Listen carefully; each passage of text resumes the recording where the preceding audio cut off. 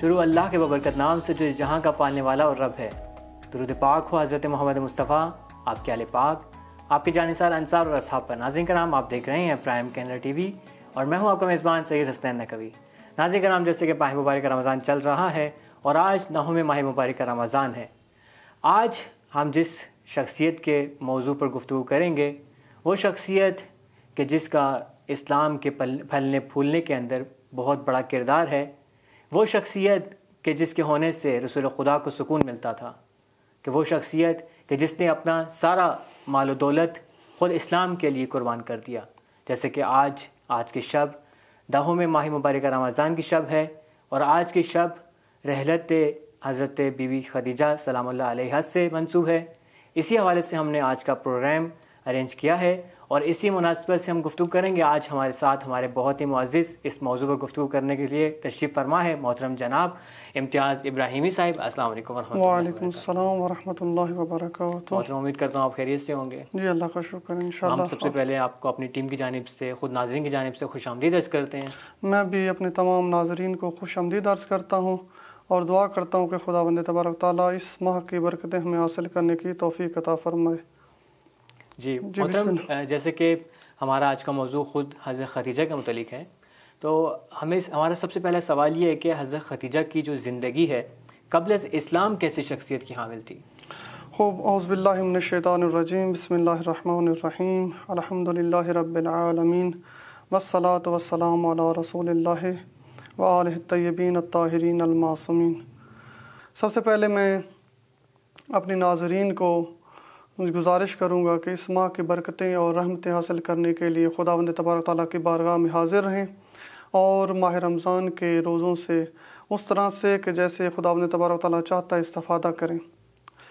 شخصیت حضرت خدیجہ سلام اللہ علیہا، آپ کا سوال بہت ہی اچھا ہے کہ جو سب سے زیادہ مظلوم شخصیت ہیں حضرت خدیجہ سلام اللہ علیہا کی شخصیت ہیں، صحیح، کیونکہ بہت کم حضرت خدیجہ کے حوالے سے بیان کیا جاتا ہے۔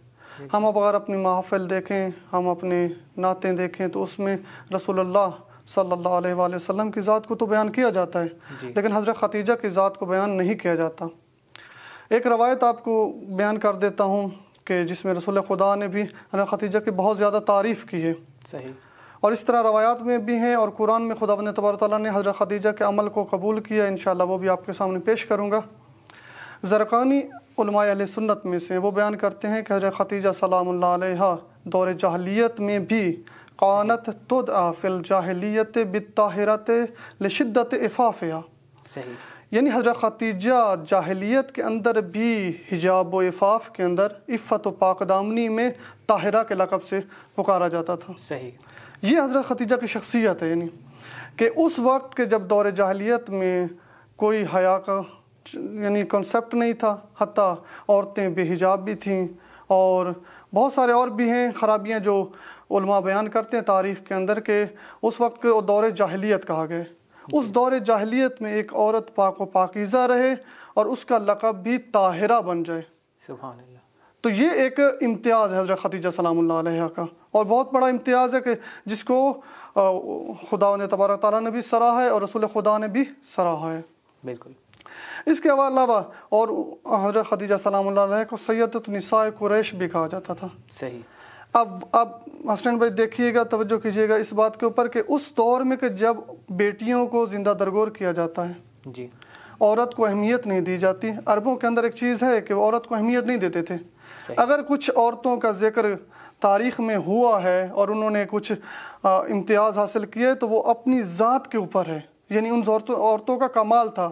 عرب تاریخ میں عورت کو اہمیت نہیں دی گئی، صحیح، لیکن حضرت خدیجہ کو اہمیت دی گئی ہے۔ اس وجہ سے اہمیت دی گئی کہ اس شخصیت نے خود اپنا کردار اس طرح پیش کیا ہے کہ اس کو اہمیت دی گئی۔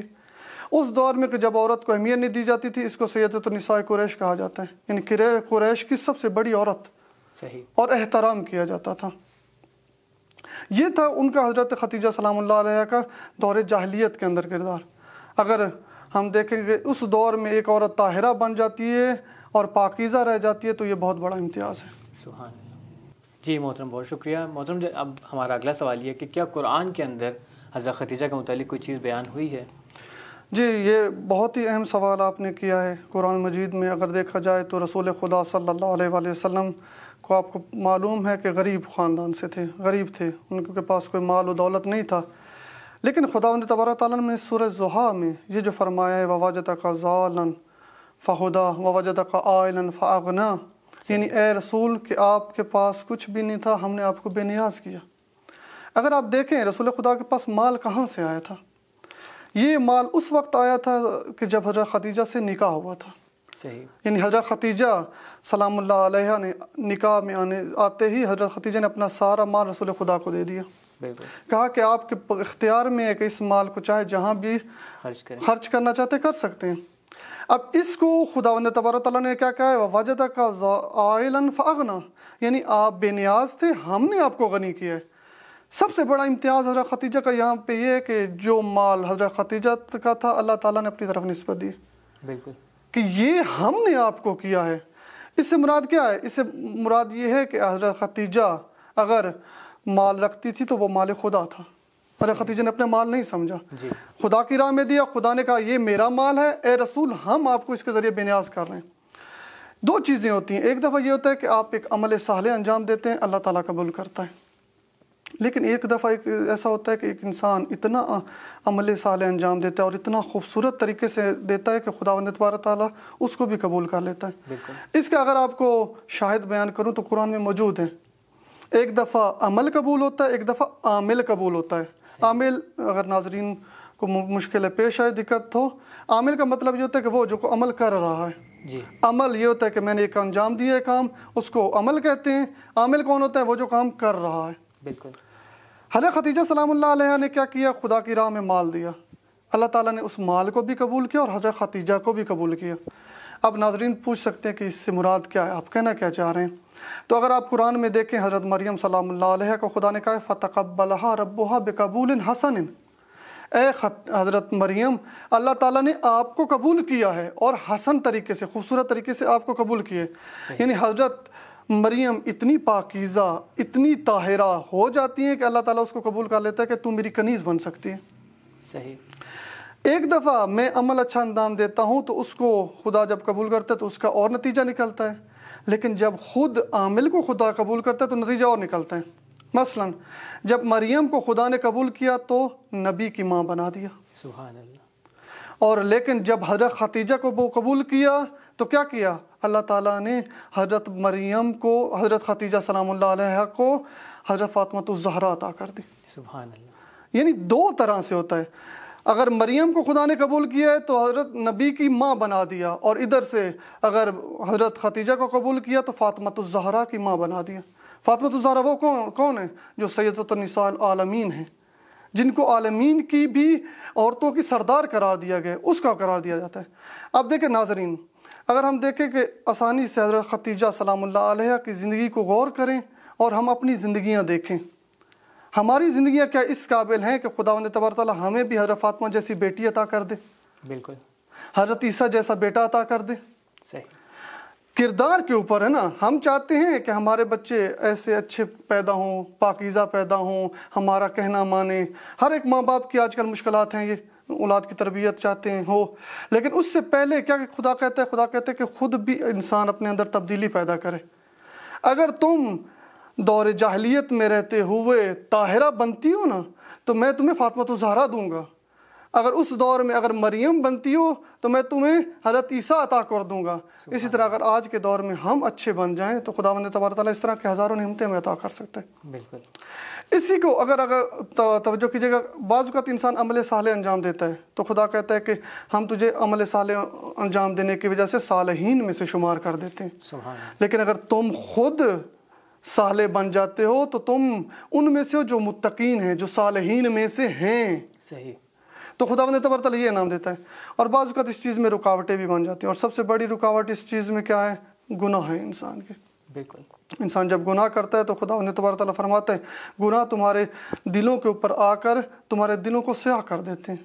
صحیح۔ اگر ہم گناہوں سے پاک زندگی گزاریں تو حضرت خدیجہ سلام اللہ علیہ کی طرح ہم بڑی شخصیت بن سکتے ہیں اور اسلام کی خدمت بھی کر سکتے ہیں۔ صحیح۔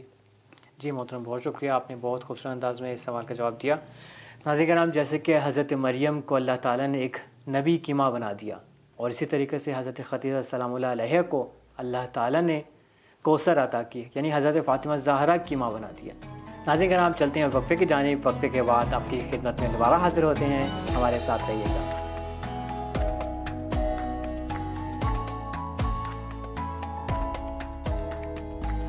ناظرین کرام، وقفے کے بعد ایک بار پھر خوش آمدید عرض ہے۔ جیسے کہ ہماری بہت خوبصورت گفتگو خود حضرت خدیجہ کے متعلق چل رہی ہے، اب چلتے ہیں اپنے سوال کی جانب۔ جی محترم، جیسے کہ آپ نے خود حضرت خدیجہ کی شخصیت کو قبل از اسلام جو شخصیت ہے اس کے بارے میں بیان فرمایا، اگر کوئی مزید کوئی چیز ایسی ہے کہ جو حضرت خدیجہ کے بارے میں قبل از اسلام ہو تو اس کو بھی بیان کرتے چلیے۔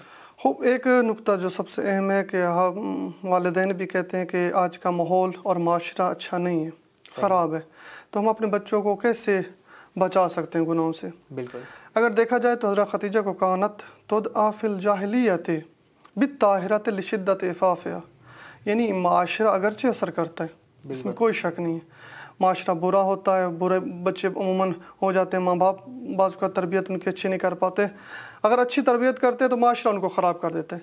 لیکن ایک انسان کے اندر اگر خود جوہر پیدا ہو جائے، اگر خود پاکیزگی اختیار کر لے تو حضرت خدیجہ کی طرح اس دور جاہلیت میں بھی پاکیزہ رہ سکتے ہیں۔ مثلا یورپ کنٹریز میں رہتے ہیں، مختلف ممالک میں زندگی گزارتے ہیں، اگر ہم اپنی اولاد کو شروع سے ہی اس طرح تربیت کریں کہ وہ خود طاہرہ بن سکے، طاہر بن سکے، پاکیزہ بن سکے، تو یہ اس کے لیے ہمارے پاس رول ماڈل کون سی زندگی ہے؟ حضرت خدیجہ سلام اللہ علیہ۔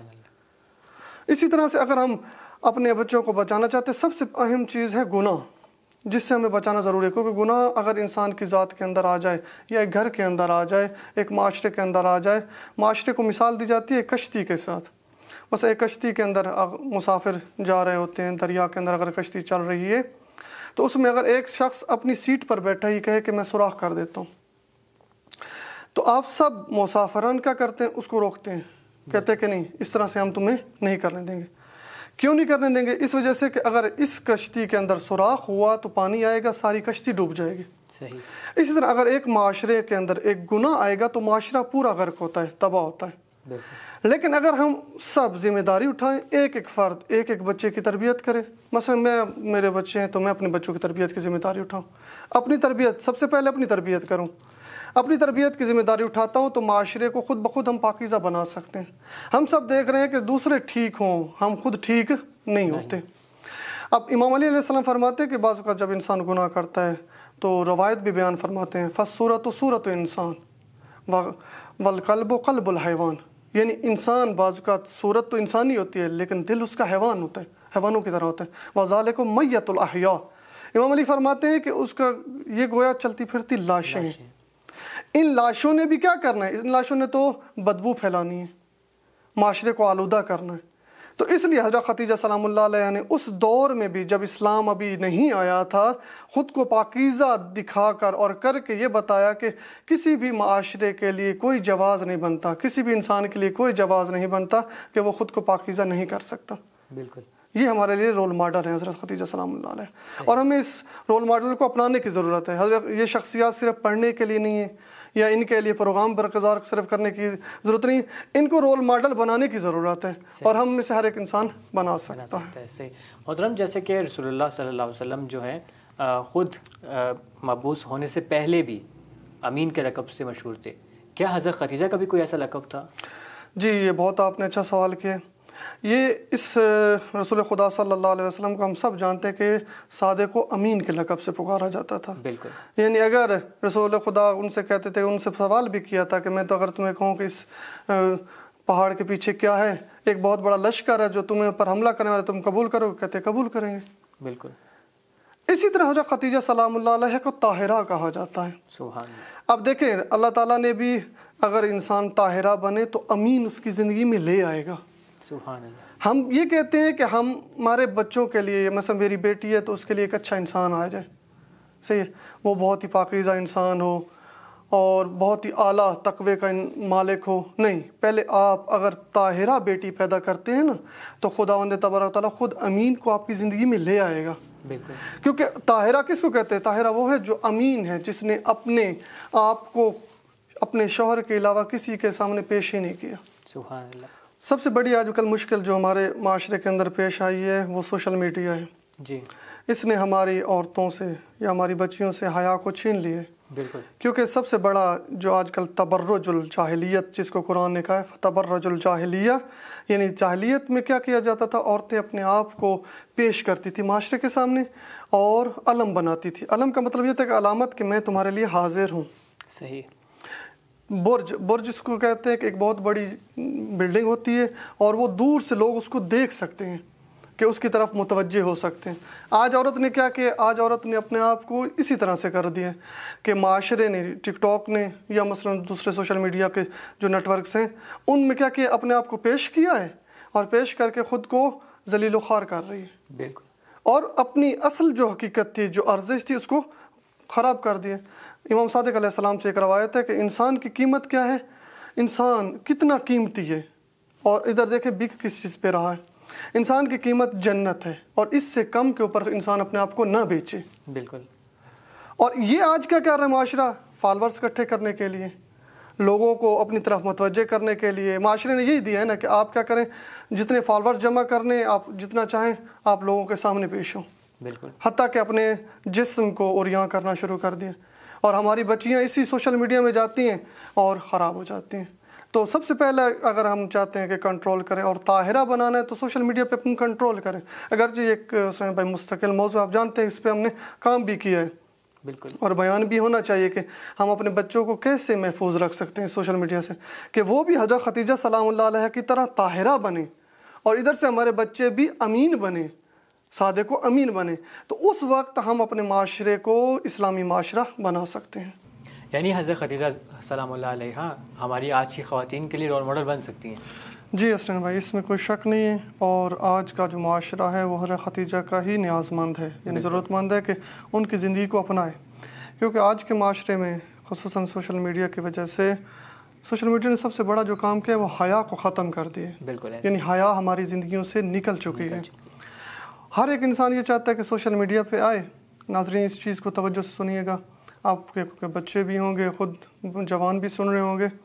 اگر ایک انسان سوشل میڈیا میں جاتا ہے تو وہ مومن ہو کے معمولاً واپس نہیں آتا. بالکل. والدین سوچ رہے ہوتے ہیں کہ ہم ان کی تربیت کر رہے ہیں، سب کچھ کر رہے ہیں، لیکن جب سوشل میڈیا میں جاتا ہے آہستہ آہستہ سوشل میڈیا حیا کو ختم کر رہا ہے. ٹک ٹاک کیا کر رہا ہے، یہی کام کر رہا ہے. فیس بک یہی کام کر رہا ہے. اور اسی طرح انسٹاگرام، اور جو ان کے مالکان ہیں انہوں نے اس لیے نہیں بنایا کہ یہ مسلمانوں کو جنت میں یا فلاح کی طرف لے جانا چاہتے ہیں. صحیح. اگر اسلام چاہتا ہے، اور حضرت خدیجہ سلام اللہ علیہ کی زندگی کو دیکھیں جس نے اپنے آپ کو اتنا پاکیزہ کیا تاکہ خدا کی بارگاہ میں خود کو حاضر کر سکیں، اور رسول اللہ جیسا ساتھی حضرت خدیجہ کو خدا نے تبارک تعالیٰ نے عطا کیا. یہ اس وقت ہوا کہ جب اس خاتون نے خود کو پاک و پاکیزہ رکھا ہے. صحیح.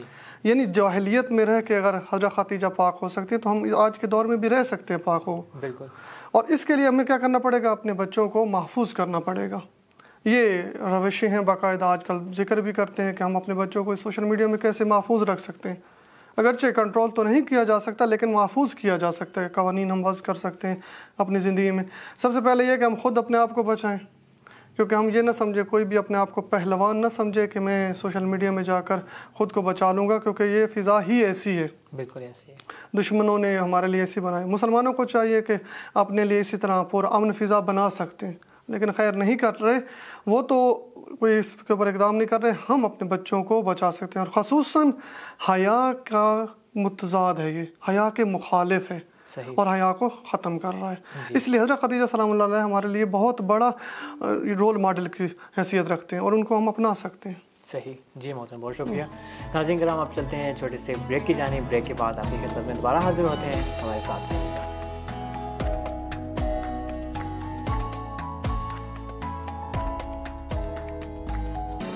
ناظرین کرام، وقت کے بعد ایک بار پھر خوش آمدید عرض ہے. جیسے کہ ہماری بہت خوبصورت گفتگو جاری ہے، اب ہم چلتے ہیں اپنے اگلے سوال کی جانب. جی محترم، جیسے آپ نے بہت اچھے طریقے سے خود حضرت خدیجہ کی شخصیت کو ہمارے لیے روشن فرمایا، ابھی یہ بھی بیان کرتے چلیے کہ خود احادیث کے اندر، خود روایات کے اندر حضرت خدیجہ کا کیا مقام بیان کیا گیا ہے؟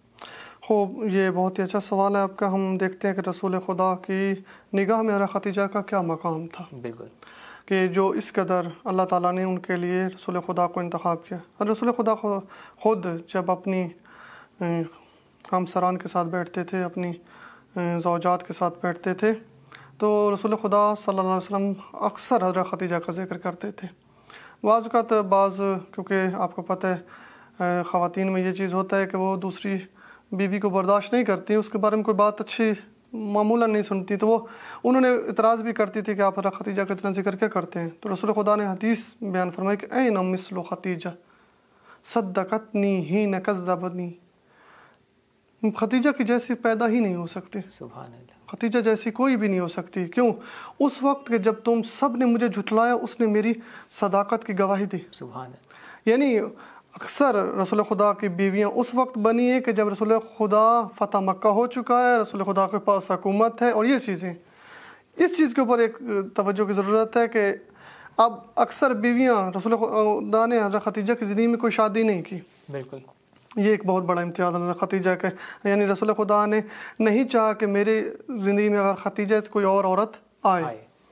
جب حضرت خدیجہ کی وفات ہوئی تو اس وقت بہت سارے لوگوں نے حضرت رسول خدا کو فرمائش کی کہ ہماری بیٹیوں سے شادی کی، جو پھر رسول خدا نے ازدواج کی۔ اب دیکھیں یہ وہ افراد ہیں کہ جو فتح مکہ کے بعد رسول خدا کے پاس حکومت ہے اور رسول خدا اس حکومت کے سردار ہیں، اس وقت آ رہے ہیں۔ اور حضرت خدیجہ کب آ رہی ہیں؟ جب رسول خدا کو جھٹلایا جا رہا ہے، جب رسول خدا کے اندر طائف کے اندر پتھر مارے جا رہے ہیں، جب رسول خدا کے اوپر کوڑا کرکٹ پھینکا جا رہا ہے، جب رسول خدا کا مذاق بنایا جا رہا ہے، اور نعوذ باللہ جب رسول خدا کو مجنون کہا جا رہا ہے۔ قرآن کی خود گواہی ہے کہ یہ مجنون کہتے تھے، حتی رسول خدا کو شاعر کہتے تھے۔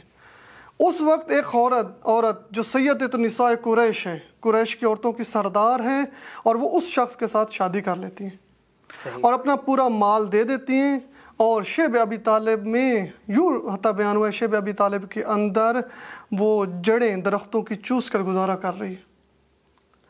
اور اب کون آ رہی ہیں؟ جب رسول خدا نے کہا نا کہ جب تم لوگوں نے میری کذب کیا، جو مجھے جھٹلایا، تو خدیجہ نے مجھے اپنایا ہوا تھا۔ اب یہ خواتین اس وقت آئی کہ جب رسول خدا اگر وضو کرتے ہیں تو نیچے سے پانی لینے کے لیے تیار ہیں تبرک کے طور پہ۔ رسول خدا اگر ایک آواز کرتے ہیں تو نکالتے ہیں، یا مثلا اپنے انصار کو بلاتے ہیں تو ہزاروں انصار جمع ہونے کے لیے تیار ہیں رسول خدا کی مدد کرنے کے لیے۔ یعنی رسول خدا کے پاس حکومت ہے۔ یہ ایک عام انسان کی مثال لے لیں، ایک عام انسان جو معمول لوگوں کی زندگی گزار رہا ہو، اس وقت کتنے اس کے قریب ہوتے ہیں، اور جب حکومت میں پہنچ جائے، اقتدار میں پہنچ جائے، تو بہت سارے لوگ ہوتے ہیں۔ رسول خدا کہتے ہیں کہ تم اس وقت میرے پاس نہیں آئے، تم میرے رشتے زواج میں نہیں آئے، لیکن خدیجہ اس وقت بھی میرے پاس تھی، اس نے میرا ساتھ دیا، اور حتی رسول خدا نے کہا تھا وہ میرا وزیر بن کے مجھے مشورہ دیتی تھی۔ اس قدر رسول خدا کے نزدیک وہ گرامی و مہربان و محبت رکھنے والی تھیں کہ رسول خدا جو کہتے تھے وہ کرتی تھی۔ بالکل، یہ حضرت خدیجہ کا مقام ہے۔ اور اس کے بعد روایت کے اگلے الفاظ ہیں وَآنَتْنِي عَلَيْهِ مَالْ بِمَالِهَا، اور اس نے اپنے مال کے ذریعے سے میری مدد کی۔ صحیح، یعنی حضرت خدیجہ سلام اللہ علیہ کے پاس جتنا مال تھا رسول خدا کی خدمت بھی پیش کیا۔ اور پھر میں نے آپ کے سامنے پہلے بھی بیان کیا کہ خدا نے اس مال کو اتنا پاک مال کو اتنی سراہا ہے کہ کہا کہ یہ میرا مال ہے، اور اس کے ذریعے سے ہم اپنے آپ کو بے نیاز کیے۔ یہ مقام و منزلات اور بھی روایات بہت زیادہ ہیں جو ہم بیان کر سکتے ہیں کہ حضرت خدیجہ سلام اللہ علیہ کے۔ اور پھر بیان بھی کیا کہ عورتوں میں سے سب سے بہترین عورتیں 4 ہیں، صحیح، رسول خدا نے بیان کیا، ان میں سے ایک حضرت خدیجہ ہے، حضرت مریم ہیں، حضرت آسیہ ہیں، اور اسی طرح سے حضرت فاطمہ الزہرا سلام اللہ علیہ، اور ان میں سے ایک حضرت خدیجہ سلام اللہ علیہ۔ اور جنت کے باقاعدہ رسول خدا نے بتایا کہ جنت میں آپ کا ایک خاص مقام ہے خدا کی نگاہ میں۔ یہ وہ مقامات ہیں جو رسول خدا نے حضرت خدیجہ کے حوالے سے بیان کیے۔ اور حتیٰ رسول خدا کہتے تھے کہ میں اس سے محبت کرتا ہوں جو خدیجہ سے محبت کرتا ہے۔ سبحان اللہ۔ ناظرین، آج کی شب وہ شب ہے کہ جس میں رسول حضرت خدیجہ اس دنیا سے گئی ہیں۔ اگر ہم بھی چاہتے ہیں محبوب رسول خدا بنے تو حضرت خدیجہ سے محبت کرنی پڑے گی۔ سبحان اللہ، محبت رسول حاصل کرنی۔ اور آپ کو معلوم ہے ناظرین کہ رسول کی محبت حاصل کرنی ہے، گویا ہم نے اگر رسول سے محبت کر لی تو اللہ سے کی محبت ہم نے حاصل کر لی، اور جس نے اللہ کی محبت حاصل کی تو وہ نجات یافتہ ہے۔ جی محترم، بہت شکریہ، ہم آپ کے بہت شکر گزار ہیں کہ آپ نے بہت خوبصورت انداز کے اندر اس موضوع کو ہمارے لیے بیان فرمایا۔ جی ناظرین کرام، جیسے کہ آپ نے آج حضرت خدیجہ سلام اللہ علیہ کی شخصیت کو سمجھا، اور جیسے کہ رسول اللہ صلی اللہ علیہ وآلہ وسلم کو قبل از اسلام بھی صادق اور امین کے لقب سے پکارا جاتا تھا، اسی طریقے سے حضرت خدیجہ سلام اللہ علیہ کو طاہرہ کے لقب سے پکارا جاتا تھا۔ اللہ تعالیٰ سے دعا گو ہیں کہ آج کی خواتین کو حضرت خدیجہ سلام اللہ علیہا کی پیروی کرنے کی توفیق عطا فرمائے۔ ناظرین کرام، یہاں پر ہمارے پروگرام کا وقت تمام ہو جاتا ہے۔ اگلے پروگرام تک کے لیے اجازت دیجیے۔ اللہ حافظ، خدا حافظ۔